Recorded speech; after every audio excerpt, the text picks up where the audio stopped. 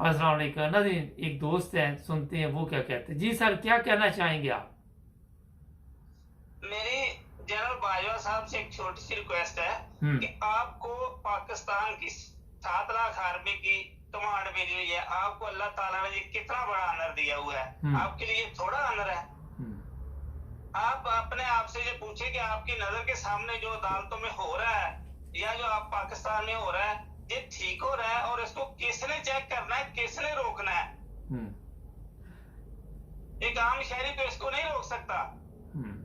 तो अगर आपने इसको नहीं रोकना, आपने डरते रहना है या नहीं रोक सकते, तो फिर कम से कम इस सीट से आप साइड पे हो जाएं, किसी और को बैठ के इसको रोकने दें या इसको सीधा करने दें। मेहरबानी होगी आपकी। अच्छा, ये आपने मैसेज तो दे दिया, तो शायद बाजा साहब की कोई मजबूरी हो, जिस तरह उस वक्त मुशर्रफ की मजबूरी थी, तो वो आपने देखा कि अमेरिका के कहने पे चल पड़ा था, तो आज का बाजा साहब की कोई मजबूरी ना हो। जितना आदमी जिस जगह पे बैठा है ना, कम से कम उसको उस अहलियत का होना चाहिए और उसका काम करना चाहिए। अगर उस अहलियत का नहीं तो कुछ छोड़ के साइड पे हो जाना चाहिए। इज्जत इसी में होती है। चले जी, आप भी एक रिटायर्ड फौजी हैं, तो कितनी तकलीफ महसूस कर रहे हैं पाकिस्तान के हालात देखकर आप? मैं वो बयान नहीं कर सकता जो मुझे इस वक्त तकलीफ हो रही है। ये जो हमारी अदालतों में हो रहा है, इनको किसने रोकना है? कौन पावरफुल है जो इनको रोक सकता है, या कौन इनसे करवा रहा है, ये मुझे नहीं पता। नहीं, पर मगर इन्होंने तो लेकिन सोशल मीडिया तो कह रही कि इन्होंने माल शाल लिया है, खाबे छाबे चंगे आए हैं वहां से। देखिए, मैंने अपनी आंखों से तो नहीं देखा उनको माल लेते। नहीं, लेकिन आपने देखा नहीं है सर? आपने आज तक देखा क्या है? कुछ चीज देखी है कि मुल्क के ये हालात हो गए?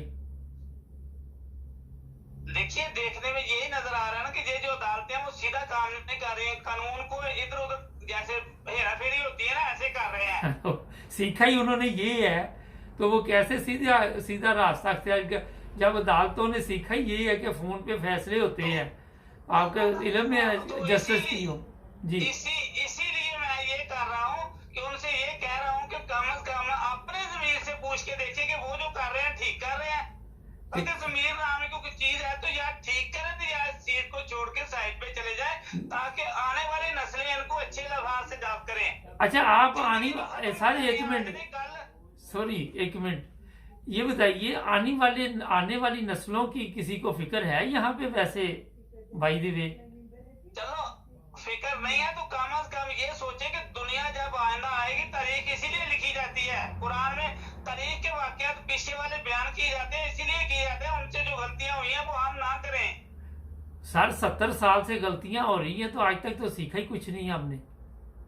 तो चलो 70 साल से हमें नहीं पता चल रहा था कि ये कौन कर रहा है, कैसे हो रहा है, लेकिन अब तो ऊपर हो गया। आप भी खुदा के लिए इस चीज से तौबा कर लें। चलें जी, आपका मैसेज पहुंच जाएगा। और कुछ सर? तौबा करने वाले को अल्लाह ताला ने जन्नत में वापस जाने का रास्ता बता दिया। हज़रत आदम से खता हुई थी, उसने तौबा की तो जन्नत में जाएगा। नहीं तो तौबा नहीं करता, अकड़ जाता है, उसी चीज पे बैठा रहता है, उसके लिए जन्नत के रास्ते बंद हैं। नहीं तो वो कहते हैं ये दुनिया में जन्नत है, यहाँ ही देख लो जो देखना है, मरने के बाद का तो उनको मैं इसीलिए उनके जमीर पे छोड़ रहा हूँ। वो अपने जमीर से खुद पूछ रहे हैं कि वो क्या कर रहे हैं।